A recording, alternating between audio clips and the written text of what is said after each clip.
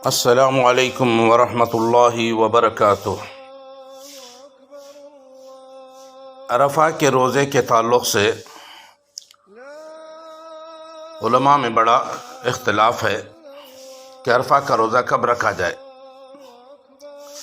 بعض علماء کا کہنا ہے کہ پوری دنیا کے لوگ مکے کے حساب سے عرفہ کا روزہ رکھیں گے، جبکہ بعض علماء کا کہنا ہے کہ سب اپنی اپنی رویت کے حساب سے روزہ رکھیں گے۔ تو محترم بھائیوں، اگر آپ نبی صلی اللہ علیہ وسلم کے قول و عمل اور امت کے تعامل پر غور و فکر کریں گے تو آپ پر حقیقت روز روشن کی طرح عیاں ہو جائے گی انشاءاللہ۔ سب سے پہلی بات یہ ہے کہ دین اسلام میں بعض روزوں کا تعلق چاند دیکھنے سے ہے، یعنی چاند دیکھ کر روزہ رکھا جائے، جیسے ماہ رمضان کا روزہ، محرم الحرام کی 9 اور 10 تاریخ کا روزہ اور ایام 20 کے روزہ۔ اور بعض روزوں کا تعلق چاند دیکھنے سے نہیں ہے بلکہ اس کی تخصیص بعض ایام سے کی جائے، جیسے سوموار اور جمعرات کا روزہ۔ اب ہمیں اس بات پر غور کرنا چاہیے کہ یوم عرفہ کے روزے کو نبی صلی اللہ علیہ وسلم نے چاند کے ساتھ خاص کیا ہے یا پھر کسی دن کے ساتھ۔ اگر چاند کے ساتھ خاص ہے تو پھر سب لوگ اپنی اپنی رویت کے حساب سے روزہ رکھیں گے،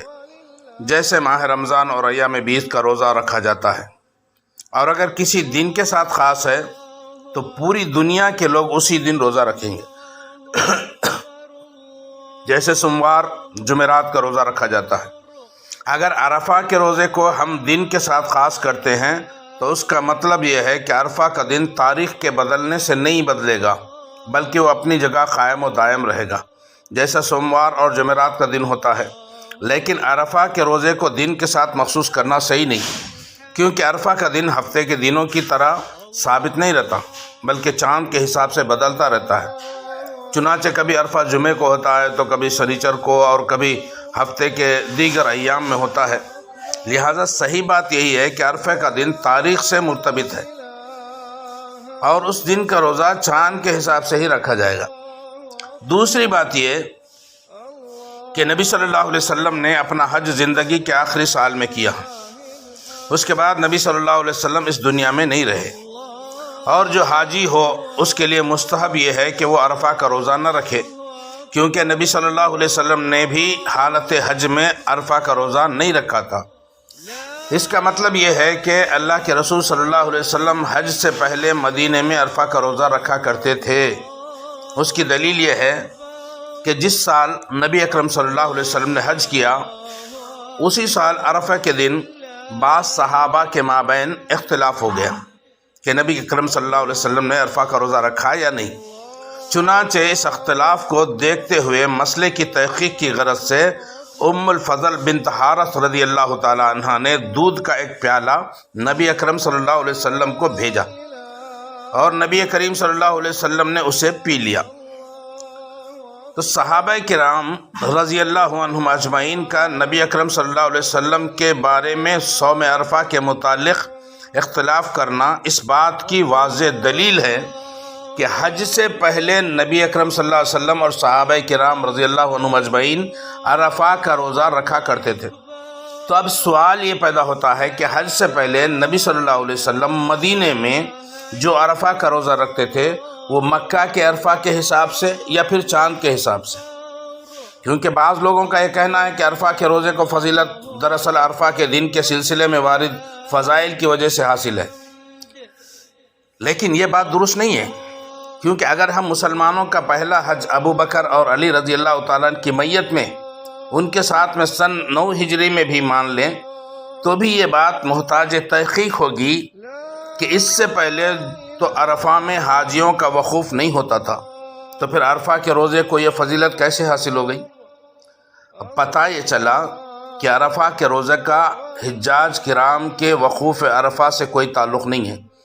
بلکہ اس کا تعلق چاند دیکھنے سے ہے، اور اس روزے کو وقوف عرفہ سے پہلے ہی یہ فضیلت حاصل تھی کہ اس کے رکھنے سے 2 سال کے گناہ معاف کر دیے جاتے ہیں۔ تو جب خود نبی صلی اللہ علیہ وسلم نے عرفہ کے روزہ کے لیے میدان عرفہ میں حاجیوں کے وقوف کا اعتبار نہیں کیا تو پھر پوری امت اسلامیہ کے لیے سعودی کے حساب سے روزہ رکھنا لازم قرار دینا بالکل صحیح نہیں ہے۔ لہٰذا راجح اور صحیح بات یہ ہے کہ اپنی اپنی رویت کے اعتبار سے عرفہ کا روزہ رکھا جائے۔ اور دوسری بات یہ ہے کہ ہم اگر عقل سے سوچیں گے تو آج دنیا میں جو ہے ٹیکنالوجی کا دور ہے، انٹرنیٹ ہے، موبائل ہے، یہ سہولتیں ہیں، کہیں دنیا بھر کی خبریں جو ہے آنن فانن میں جو ہے ہمیں معلوم ہو جاتی ہے، سیکنڈوں میں معلوم ہو جاتی ہے۔ ہم دیکھتے ہیں کہ عرفہ کا سعودی عرب میں مکہ میں عرفہ کس دن ہے، چاند کب دکھا، ہمارے کو سیم جس دن وہاں پہ وہ لوگ دیکھ اسی دن ہمارے کو معلوم ہو جاتا۔ لیکن اگر ہم پیچھے جائیں آج سے، جب یہ ٹیکنالوجی نہیں تھی، جب انٹرنیٹ نہیں تھا، جب موبائل نہیں تھا، یہ سہولتیں نہیں تھی ٹیکنالوجی، تو اس وقت دنیا میں لوگ جو ہے کس دن روزہ رکھتے تھے عرفہ کا؟ نبی صلی اللہ علیہ وسلم کے دور سے لے کر کے آج تک، بلکہ یہ ٹیکنالوجی آنے سے پہلے تک لوگ کس دن روزہ رکھتے تھے؟ وہاں عرفہ کا دن کب ہے کیسے معلوم تھا لوگوں کو؟ لہذا چاند دیکھ کر کے لوگ اپنے اپنے ملک کا حساب سے، اپنی اپنی ملک کی رویت کے حساب سے روزہ رکھا کرتے تھے۔ تو اب جو ہے پھر جو ہے یہ اختلاف یہ نیا اب پیدا ہوا ہے، تو جو ہے یہ صحیح نہیں ہے، بلکہ جو ہے اگر وہ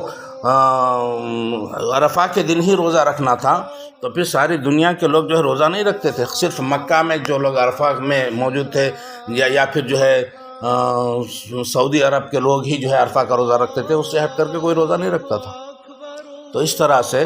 یہ جو اپنی رویت کے حساب سے 9 ذی الحجہ جس دن ہوتا ہے اس دن وہ روزہ رکھنا صحیح ہے۔ اگر ہم جو ہے سعودی عرب کے حساب سے اگر عرفہ کا دن جس دن ہے اس دن روزہ رکھیں گے تو وہاں پر وہ لوگ عرفہ کے دن جو ہے، عرفہ کے دوسرے دن سعودی عرب میں عید منائی جاتی،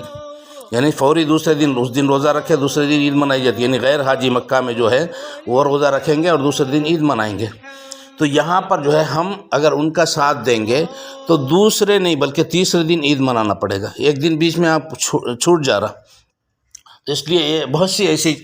دلیلیں ہیں جو وہاں کے حساب سے نہیں رکھا جائیں، کیونکہ رمضان کا روزہ چاند کے حساب سے رکھتے ہیں، اور جو ہے محرم کا روزہ چاند کے حساب سے رکھیں گے، ایام 20 کا روزہ چاند کے حساب سے رکھیں گے۔ صرف یہاں پہ اللہ کے نبی صلی اللہ علیہ وسلم بولا عرفہ بول تو ساری دنیا کے لیے عرفہ کس دن آتا ہے، تو تاریخ کا حساب سے۔ واللہ اعلم۔